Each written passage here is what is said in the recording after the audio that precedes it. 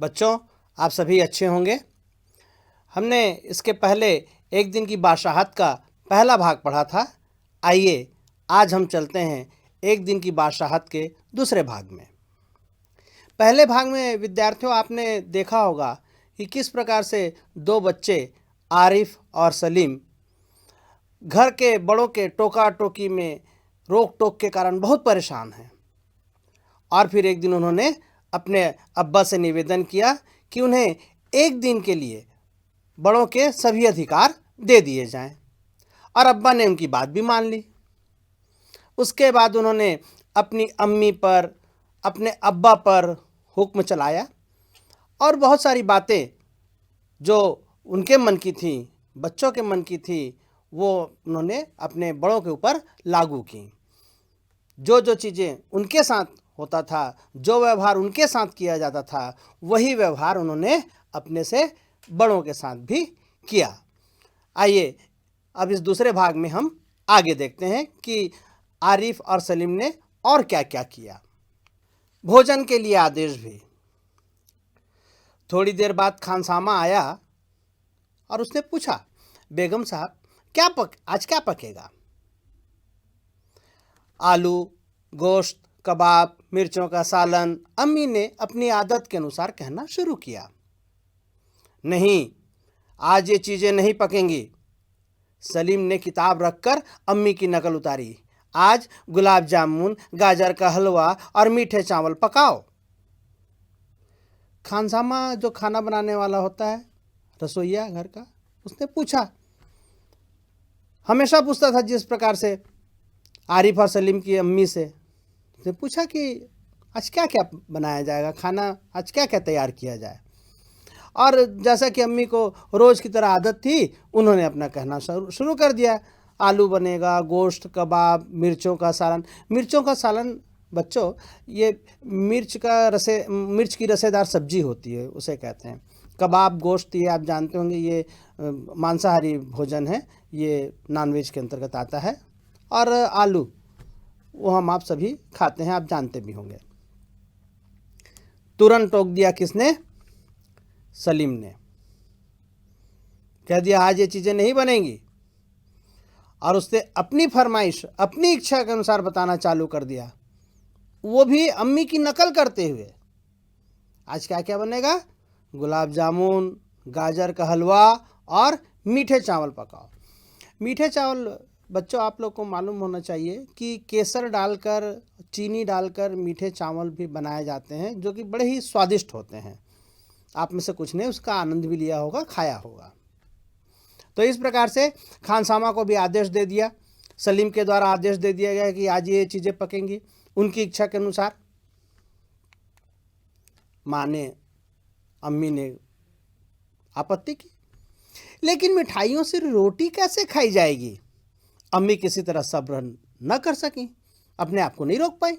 और उसने कहा, भाई सब तुम जितने पकवान के नाम बता रहे हो, जो भी खाने की चीज़ें बता रहे हो, सब तो मीठा है। क्या रोटी हम मीठे के साथ खाएंगे? बच्चों, क्या आपने रोटी मीठे के साथ खाई है? भाई रोटी के लिए सब्जी वगैरह तो चाहिए ही ना, अम्मी ने कहा। पर बच्चे आज जिद पर थे, बड़ों के अधिकार मिले हुए थे। दोनों बच्चों ने कहा, जैसे हम रोज सिर्फ मिर्चों के सालन से खाते हैं। दोनों ने एक साथ कहा, हाँ बिल्कुल, मीठे के साथ ही खाई जाएगी। बाकी दोनों बच्चे आरिफ और सलीम किसके साथ खाते थे रोटियां? मिर्चों के सालन से। अब बच्चों, आपकी तरह आरिफ और सलीम को भी मिर्च वाली सब्जी अच्छी नहीं लगती थी, पर बड़े कहते थे, नहीं खाओ, यही खाना है, इसके अलावा दूसरा नहीं मिलेगा। तो आज बच्चों ने भी बदला लेना शुरू कर दिया है। उन्होंने कहा, नहीं, आज रोटी भी है, क्या है, मीठे के साथ ही खाई जाएगी। जैसे अन्य दिनों में हम सिर्फ मिर्चों के सालन के साथ खाते थे, बिल्कुल उसी तरह से आज सब कोई मीठे के साथ ही खाएंगे। अम्मी, खानसामा के बाद अब दादी की नकल। दूसरी तरफ दादी किसी से तू मैं किए जा रही थी। तू मैं करना मतलब किसी से बहस करना। ओफो, दादी तो शोर के मारे दिमाग पिघला दे रही हैं। आरिफ ने दादी की तरह दोनों हाथों में सिर थाम कर कहा, दादी की नकल करते हुए आरिफ ने कहा। जैसे आरिफ और सलीम है घर में खेल कूद किया करते थे, शोर मचने के कारण जिस प्रकार से दादी परेशान होकर कहती थी कि रजिया इन्हें बाहर हाँकाओ, बस उसी तरह से उनको भी लगा कि आज बदला लेने का मौका है। दादी को बढ़िया सुनाया उन्होंने कि दादी तो क्या कर रही, इतना शोर कर रही है कि हमारा दिमाग है वह पिघल रहा है, अर्थात सिर में दर्द होना चालू हो गया है। इतना सुनते ही दादी ने चीखना चिल्लाना शुरू कर दिया कि आज ये लड़के मेरे पीछे पंजे झाड़ के पड़ गए हैं। पंजे झाड़ के पीछे पड़ना मतलब एकदम पूरी तरह से पीछे पड़ जाना। मगर अब्बा के समझाने पर खून का घूंट पीकर रह गई। पर दादी को अब्बा ने समझाया कि अरे अम्मी, आज भर धैर्य रख लो, आज भर सब्र कर लो, क्योंकि इन्हें एक दिन का अधिकार दिया गया है, एक दिन की बादशाहत है यह जिन्हें। आज इन्हें अपनी मन मर्जी का जो करना है करने दो। तो फिर दादी भी समझ गई कि चलो कोई बात नहीं, एक दिन ही सहना है। तो किसी तरह से अपने अपमान को, अपने गुस्से को वह जब्त करके शांत हो गई। इस तरह से बच्चे देख लीजिए हर से बदला ले रहे हैं। जो भी उन्हें मन मर्जी का करने नहीं देता था, उनको बिल्कुल उनसे एक एक व्यक्ति से, परिवार के एक एक सदस्य से वो अपना पूरा बदला चुका रहे हैं। जैसे बड़े लोग उन पर दबाव बनाते थे, जैसे बड़े लोग उन्हें कुछ भी मन मर्जी के हिसाब से करने नहीं देते थे, आज वे भी बड़ों की मन मर्जी नहीं चलने दे रहे हैं। अब बच गए भाईजान। आपको याद होगा पहले भाग में हमने पढ़ा था कि जब भी आरिफ गाना वगैरह गाता था तो बस भाईजान मना करते थे आरिफ सलीम को। आज उनको मौका मिला आरिफ और सलीम को। कॉलेज का वक्त हो गया तो भाईजान अपनी सफ़ेद कमीज़ को आरिफ सलीम से बचाते दालान में आए। सफ़ेद कमीज़ पहनकर आ रहे थे कॉलेज जाने के लिए, और वो आरिफ और सलीम से बचाते हुए आ रहे थे कि सफ़ेद कमीज़ है वो गंदी ना हो जाए उनके छूने से। और दालान में आते हुए भाईजान ने क्या कहा, अम्मी शाम को मैं देर से आऊँगा, दोस्तों के साथ फिल्म देखने जाना है। खबरदार, आरिफ ने आंखें निकाल कर उन्हें धमकाया। कोई ज़रूरत नहीं है फिल्म देखने की, इम्तिहान करीब हैं और हर वक्त सैर सपाटों में गुम रहते हैं आप। मौका मिला आज आरिफ को, उसने बिल्कुल भाईजान को मना कर दिया फिल्म देखने के लिए, और इम्तिहान का, परीक्षा का डर भी बताया कि परीक्षा करीब है और आप दिन भर घूमते रहते हैं, मतलब अब पढ़ाई पर ध्यान दीजिए। क्योंकि भाईजान भी उन्हें इसी प्रकार से टोका करते रहे होंगे पढ़ने के लिए, परीक्षा के समय खेलने बाहर जाने के लिए रोकते रहे होंगे। आज उन्हें मौका मिल गया। बिल्कुल आरिफ ने धमकाया जैसे भाईजान उनको धमकाते थे।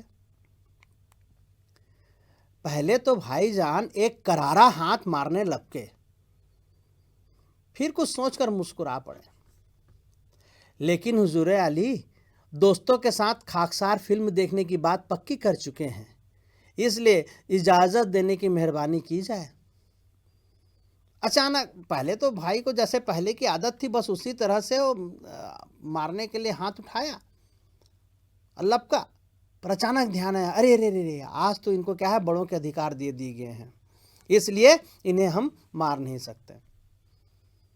तो उसने बिल्कुल विनम्रता का सहारा लिया और नम्र होकर उसने कहा कि भाई मैं अपने दोस्तों के साथ फिल्म देखने की बात पक्की कर चुका हूँ, इसलिए उदारता अपनाते हुए मुझे अनुमति दी जाए मैं ताकि फिल्म देखने जाऊं। हाथ जोड़कर कहा, उन्होंने हाथ जोड़ के कहा, बना करे, बस मैंने एक बार कह दिया। उसने लापरवाही से कहा और सोफे पर दराज होकर अखबार देखने लगा। अब देखिए पूरी तरह से आरिफ ने बदला ले लिया। यही भाईजान है, आरिफ को कहते थे ना मेंढक की तरह टर्राए जा रहे हो। आज उसने पूरा मौका का फ़ायदा उठाया और उसने कहा बनना है बना रहे, मैंने बस एक बार कह दिया नहीं जाना है मतलब नहीं जाना है। और वह सोफे पर दराज होकर मतलब उस धंस कर बैठकर वह अखबार देखने लगा ताकि भाईजान अपनी बात आगे न बढ़ा सकें। इस तरह से भाईजान से भी इन्होंने अपना बदला लिया। भाईजान उन्हें हर काम पर रोका टोका करते थे, गाने के लिए मना करते थे। आज आरिफ ने कहा नहीं, फिल्म नहीं देखने जाना है, ताकि उसे एहसास हो सके भाई को भी कि अपनी मन मर्जी का कार्य करने से जब कोई बड़ा रोकता है या कोई भी रोक टोक लगाता है तो कितना बुरा लगता है। अब बच गई आपा दीदी। अब आपा को भी साड़ी बदलने के लिए कहा। सलीम ने यह टोकने का काम किया। उसी वक्त आपा भी अपने कमरे से निकली। एक निहायत भारी साड़ी में लचकती लटकती बड़े ठाठ से कॉलेज जा रही थी। आप? सलीम ने बड़े गौर से आपा का मुआयना किया। इतनी भारी साड़ी क्यों पहनी? शाम तक गारत हो जाएगी। गारत हो जाएगी मतलब गंदी हो जाएगी। इस साड़ी को बदल कर जाइए। आज वह सफ़ेद वायल की साड़ी पहनना। वायल एक सूती साड़ी होती है, सूती कपड़ा होता है, कॉटन, वही वायल कहलाता है। बड़ी बहन को भी नहीं छोड़ा आज इन्होंने। जैसे वो भी बढ़िया सी साड़ी जिसमें बेल बूटे बहुत ज़्यादा बने हुए होते हैं, तो वो भारी साड़ी वह पहनकर बिल्कुल लचकती हुई बिल्कुल निकली और कॉलेज जा रही थी। और उन्होंने रोक दिया सलीम ने। ध्यान से देखा उसका, ये भारी साड़ी पहनकर क्यों पहनकर जा रही हैं? इतनी अच्छी साड़ी है, अरे शाम तक गंदी भी हो जाएगी। ऐसे पहनकर नहीं जाना है आपको कॉलेज। सफ़ेद वायल की साड़ी पहनकर जाइए। अच्छा अच्छा, बहुत दे चुके हुक्म। आपा चिढ़ गई। हमारे कॉलेज में आज फंक्शन है। उन्होंने साड़ी की शिकने दुरुस्त की। अब जो आपा ने बताया कि भाई भारी साड़ी पहन के इसलिए जा रही हूँ क्योंकि कॉलेज में आज फंक्शन है। फंक्शन इत्यादि में आदमी अच्छे कपड़े पहन कर जाता है। और फिर वो अपनी साड़ी की जो सलवटें थीं वो से ठीक करने लगी। हुआ करे, मैं क्या कह रहा हूँ, सुना नहीं? अपनी इतनी अच्छी नकल देखकर आपा शर्मिंदा हो गई। बिल्कुल आपा जैसा बोला करती थी, जिस टोन में बोला करती थी, वैसा ही कहा उनसे। बिल्कुल इसी तरह से वह आरिफ और सलीम से उनकी मनपसंद कमीजें उतरवा कर निहायत बेकार कपड़े पहनने का हुक्म लगाया करती हैं। जैसे आरिफ और सलीम में कभी भी अच्छे कपड़े पहनते थे तो आपा कहते थे, ये अच्छे कपड़े क्यों पहन कर तुम लोग बाहर निकल रहे हो? वो भी खेलने के लिए जाओगे, गंदे हो जाएंगे, चलो इसे उतारो। और बाकी जो बेकार कपड़े जिसे आरिफ और सलीम पहनना पसंद नहीं करते थे वो कपड़े पहनकर जाने के लिए कहती थी। आज अब इनकी पारी थी और इन्होंने अपनी आपस से यही कहा, भारी साड़ी पहनकर मत जाइए कॉलेज, वायल की सफ़ेद साड़ी पहनकर जाइए। ये इससे ये पता चलता है कि आपा को भी तो पता लगे कि जब मनपसंद कपड़े पहनने को नहीं दिया जाता है तो कितना बुरा लगता है। इस तरह से वह दिन समाप्त हुआ उनका। दूसरी सुबह हुई। सलीम की आंख खुली तो आपा नाश्ते की मेज सजाए उन दोनों के उठने का इंतजार कर रही थी। आज आपा ने उठाया नहीं, झिंझोड़ कर जैसे उठाती थी वह। सलीम उठा तो उसने देखा कि आपा है, दीदी है, वो क्या है, नाश्ते के मेज पर नाश्ता सजा हुआ है और वो इंतज़ार कर रही हैं आरिफ और सलीम का। अम्मी खानसामा को हुक्म दे रही थी कि हर खाने के साथ एक मीठी चीज़ ज़रूर पकाया करो। माँ में भी परिवर्तन, अम्मी में भी। वो खानसामा को बता रही थी, कह रही थी कि भाई हमेशा क्या किया करो, एक मीठी चीज़ ज़रूर पकाया करो, ताकि बच्चे हैं जो मीठे खाने के शौकीन हैं, ये मीठा खाना उन्हें अच्छा लगता है तो उन्हें मीठा खाना ज़रूर मिले, मीठी एक चीज़ ज़रूर मिले। अंदर आरिफ के गाने के साथ भाईजान मेज का तबला बजा रहे थे। जिस आरिफ के गाने से भाईजान चिढ़ जाया करते थे, कहते थे मेंढक की तरह क्यों टर्रा रहे हो, आज वही भाईजान आरिफ के गाने के साथ साथ वो क्या है, संगीत देते हुए मेज को तबले की तरह बजा रहे थे। और अब्बा सलीम से कह रहे थे, स्कूल जाते वक्त एक चवन्नी जेब में डाल लिया करो, क्या हर्ज है। अब्बा में भी परिवर्तन आ चुका था। सलीम जैसे ही बाहर आया तो सलीम से उन्होंने कहना चालू किया कि स्कूल जब भी जाते हो तो क्या कर ले करो, एक चवन्नी ले जाया करो। जो इकन्नी के लिए एतराज करते थे वो आज बोल रहे थे क्या, चवन्नी 25 पैसे जेब में डाल लिया करो, क्या हर्ज है, कोई नुकसान वगैरह नहीं है। पैसे जेब में ले जाने से जब खर्च की जरूरत होगी तो खर्च करोगे, नहीं खर्च की जरूरत पड़ेगी तो पैसे वापस ले आओगे। इस तरह से यह जो दूसरे दिन जो एक नई सुबह हुई, ये वास्तव में आरिफ और सलीम के जीवन में के लिए भी एक नई सुबह थी। अब परिवर्तन आ गया था परिवार के सभी सदस्यों में। जो परिवार के बड़े सदस्य आरिफ और सलीम पर हुक्म चलाया करते थे, उन्हें उन दोनों बच्चों को मन मर्जी की करने नहीं दिया करते थे, अब बड़ों के व्यवहार में पूरा बदलाव आ गया। और एक दिन की बादशाहत से, आरिफ और सलीम की एक दिन की बादशाहत से बड़ों ने समझ लिया कि बच्चों को क्या अच्छा लगता है और क्या बुरा लगता है। तो एक दिन की बादशाहत ने बच्चों के दिन सुधार दिए, उनके अच्छे दिन ला दिए और बड़ों में भी बहुत ज़्यादा परिवर्तन आ गया। तो इस तरह से ये अध्याय समाप्त होता है।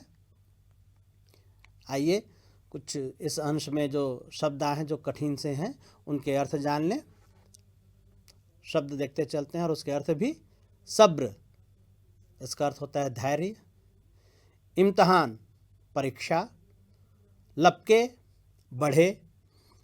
इजाज़त, अनुमति। निहायत, बिल्कुल। हुक्म, आदेश। हर्ज, नुकसान। चवन्नी, 4 आने। हमने इकन्नी पढ़ा था पहले भाग में, इसमें चवन्नी है, 4 आने। 4 आने मतलब 25 पैसे। खून का घूंट पीकर रह जाना मतलब गुस्सा दबा लेना। आइए अब कुछ प्रश्न और उत्तर की भी चर्चा कर लें। पहला प्रश्न देखते हैं। वह एक दिन बहुत अनोखा था जब बच्चों को बड़ों के अधिकार मिल गए थे। वह दिन बीत जाने के बाद इन्होंने क्या सोचा होगा? इन्होंने से मतलब है आरिफ ने, अम्मा ने, दादी ने। आइए अब इन तीनों के क्या क्या सोच रही होगी उसके बारे में देखते हैं। इस प्रकार से उत्तर लिखा जा सकता है। आरिफ ने सोचा कि अब सबको पता चल गया होगा कि हमें क्या बुरा लगता है और क्या अच्छा। अम्मा ने सोचा होगा कि क्या आफत मोल ले ली, पर यह भी समझ आया कि बच्चों के साथ ठीक नहीं हो रहा था। अम्मा भी समझ गई, हाँ बच्चे तभी नाराज से रहे, उन्हें खाने के लिए मनपसंद चीज़ें नहीं मिलती थी, खाते समय उन्हें उठा देना उन्हें अच्छा नहीं लगता था, रात को कभी कभी दोस्तों के साथ कव्वाली गाते समय उन्हें कव्वाली गाने की अनुमति न देकर सोने के लिए मजबूर करना ये अच्छा नहीं था। अम्मी भी समझ गई। अब रही दादी।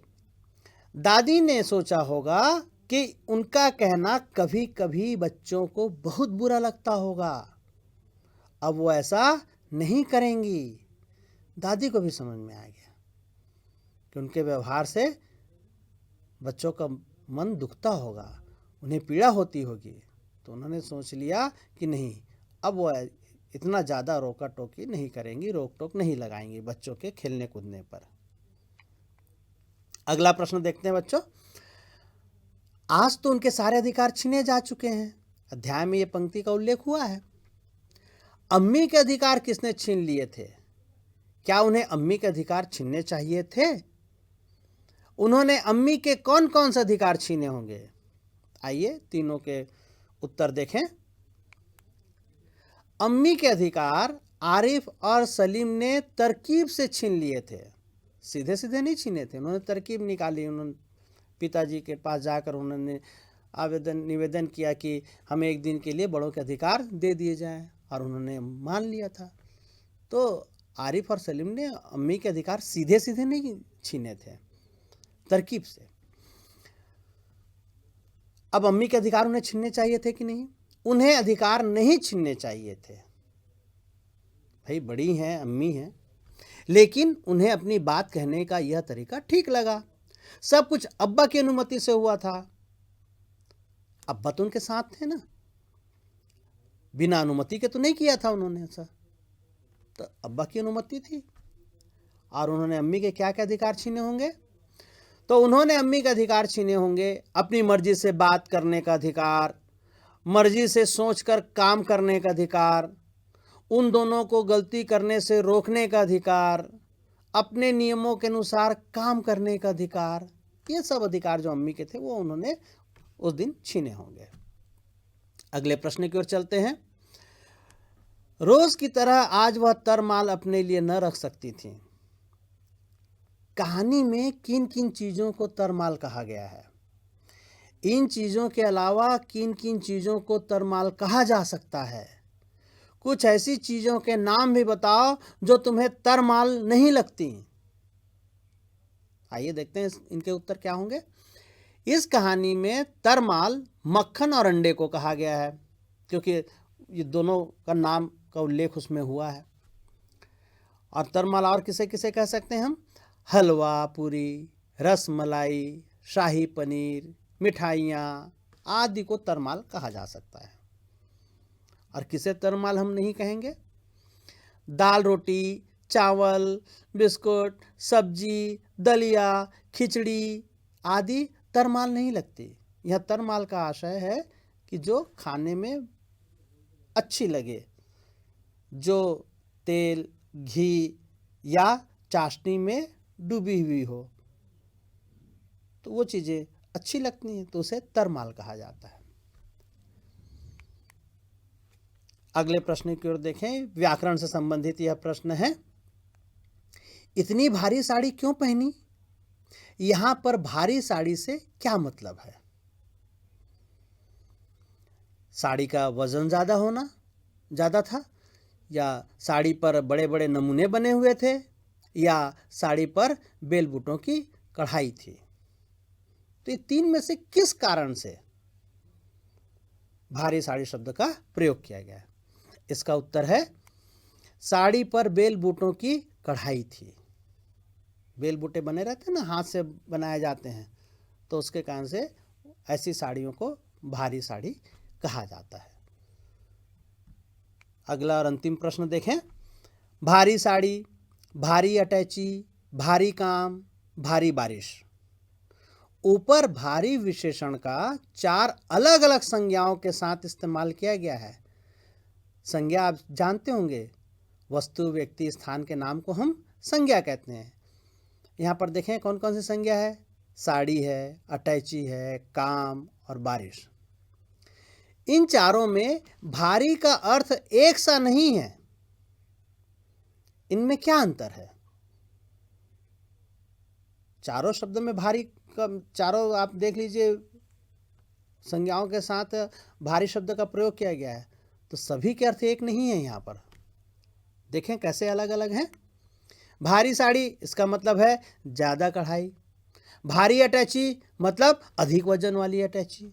भारी काम मतलब अधिक बल लगने वाला काम होगा। भारी बारिश मतलब बहुत अधिक वर्षा, उसके लिए भारी शब्द का प्रयोग हुआ। तो पहली भारी में क्या है? ज़्यादा कढ़ाई के लिए प्रयोग किया गया है भारी साड़ी का मतलब। भारी अटैची, यहाँ पर भारी है, ये वजन के लिए प्रयोग हुआ। भारी काम में जिसमें ताकत ज़्यादा लगती है, उसके लिए भारी शब्द का प्रयोग हुआ। भारी बारिश में बहुत अधिक जो बारिश होगी, वर्षा होगी, उसके लिए है। तो इस प्रकार से भारी शब्द से ये अर्थ अलग अलग हो गए। हमेशा एक शब्द के एक ही अर्थ नहीं निकलते हैं, ये ध्यान रखें। वह संदर्भ के हिसाब से, प्रसंग के हिसाब से, वाक्य के हिसाब से उन शब्दों का अर्थ भी बदल जाता है, अलग अलग हो जाता है। तो बच्चों, मुझे विश्वास है कि एक दिन की बादशाहत ये अध्याय पढ़ने में आपको आनंद आया होगा और आप भी सोच रहे होंगे, आपके मन में भी आ रहा होगा कि हमें भी कब इस प्रकार से एक दिन की बादशाहत हमें भी कब मिलेगी, जिस दिन आप भी अपने मन मर्जी का कार्य कर सकें। तो प्रश्नोत्तर की भी हमने चर्चा कर ली, पाठ को हमने पूरा पढ़ लिया है और आपको ये अध्याय अच्छी तरह से समझ में आया होगा। आप सभी का बहुत बहुत धन्यवाद।